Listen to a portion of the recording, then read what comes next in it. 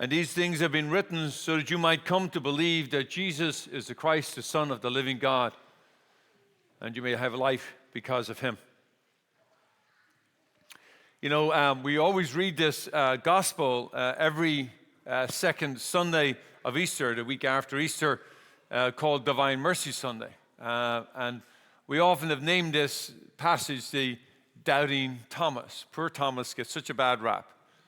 But here's one of the things that's always struck me about this particular gospel passage, is that Jesus is now risen from the dead, glorious over death, and he has wounds. Like why not have no wounds? Like I don't like. Is this what it's going to be like when we all get raised? We all have our wounds, our broken legs, and our bad hips, and we're all going to have the same old things we had when we were living. And it's always somewhat struck me as odd, but yet it's how they knew him. It was his identity. This was a crucified Lord. If he had come back without the crucifixion marks, then they wouldn't have recognized him. They would have said, well, you're not the real Jesus, because the Jesus we know got crucified on the cross. So it was an identity issue, that is how they came to know him. But here's what's important is these marks were healed marks. They were transformed marks. They weren't oozing with blood, and Christ came back as the resurrected Christ, glorious and peaceful. And he offers them what he has received, which is love and mercy and peace. And so he passes this on to them. And of course, Thomas gives that awesome response, my Lord and my God. My Lord and my God. In other words, the testimony of faith that we're called to ourselves. But here's what's interesting. You see, so the healing comes through the cross, through the cross. But we have to be careful not to stop at the crucifixion, at the cross, at our wounds. But we have to allow the healing to take place beyond, because the last word that God has is not the crucifixion. God has the last word, and it is the resurrection. It is his divine mercy, the love that overcomes all wounds and all brokenness and all shortcomings.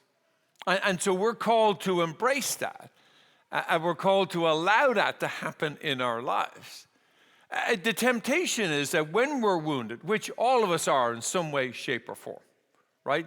We all have shortcomings. We all have something that we've dealt with. Sometimes it's smaller, like something that's happened recently, that may be an argument between friends or family, or maybe something more, deeper, a illness or a sickness that we're dealing with ourselves, or a loved one, or it could be something more profound, a betrayal in a relationship, whether a domestic relationship or one at work, where we're no longer valued for who we are, and we feel betrayed.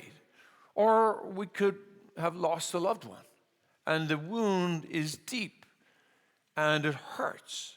And the temptation is to stay with the wound, is to stay there.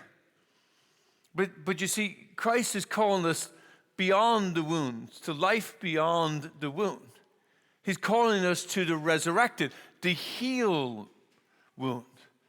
He's calling us to the love and forgiveness that comes beyond the wounds. And that is where the grace of God, what we call the divine mercy, God's love and mercy that heals and brings healing to all wounds. Now, we have to be careful here, because it sounds so wonderful, but when you're in the middle of that woundedness, that brokenness, it's not so wonderful. It doesn't feel so grace-filled when we're full of pain and frustration and maybe even lots of anger as a result of it. But we have to learn to cooperate with the divine mercy. We have to learn to allow it to happen and work with it. That's all great theology, and it sounds wonderful, but what does it look like in practice?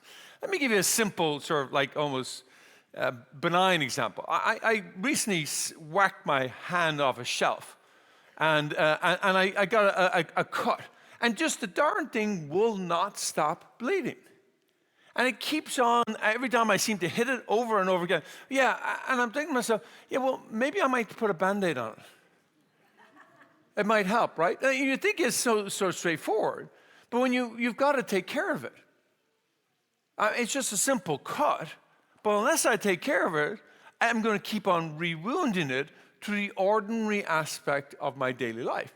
Why? Because it's right there on the surface of my hand. And so if I'm willing to care for it, allow it to heal, give it the space to heal, put a bandage on it, take a little bit of caution around it so I don't keep hitting it, then it will heal.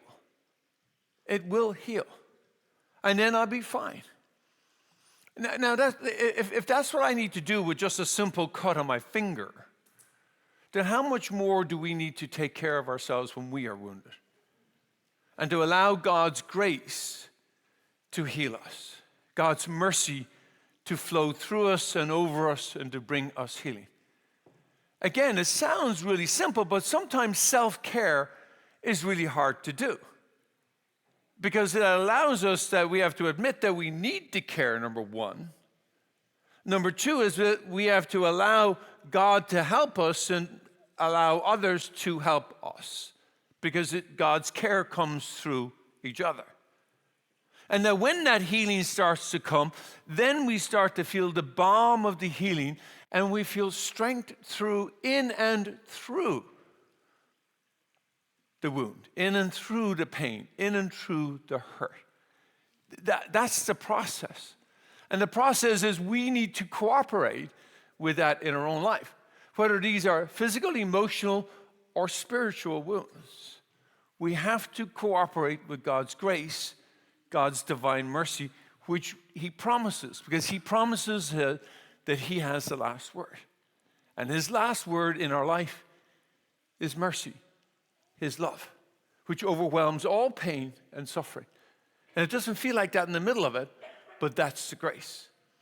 Now, and that's what we hear about in today's gospel, is that this is what we're called, and he calls it peace. A peace I give you. Now, you can imagine the chaos that would have taken place. They were running for their lives. They were hiding in a locked room, and Jesus comes in their midst, and he doesn't scold them. He doesn't break them down or berate them. He gives them a simple message of love by saying, peace be with you. You can see how powerful it was. It performed right there. He commanded them to be peaceful. You could almost feel the healing that took over their hearts.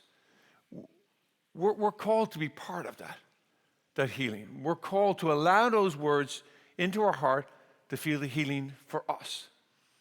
But here's what's important. That's not where it stops. Because we come here each Sunday to receive that healing for ourselves, yes.